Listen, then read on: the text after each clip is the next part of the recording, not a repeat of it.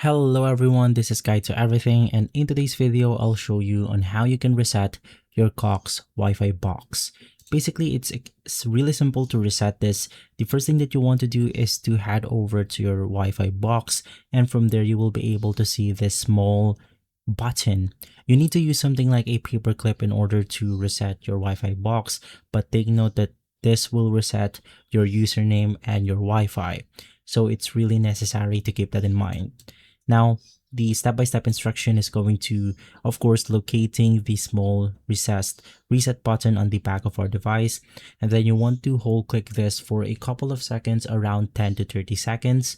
Release the button, and from there you have successfully resetted your Wi-Fi box.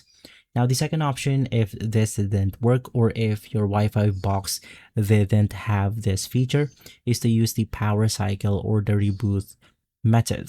Now, the first thing that you want to do is to basically unplug the power cord from the back of your Cox panoramic Wi-Fi gateway or modem. Just go ahead and unplug it on this specific power plug right here.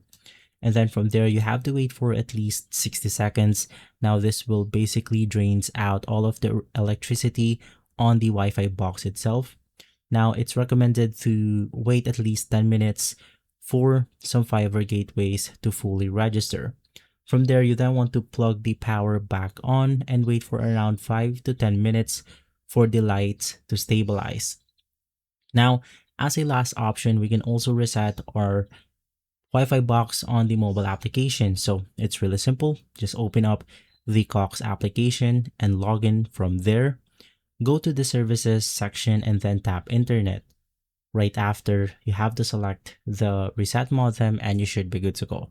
So those are the 3 ways on how you can reset your Cox Wi-Fi box.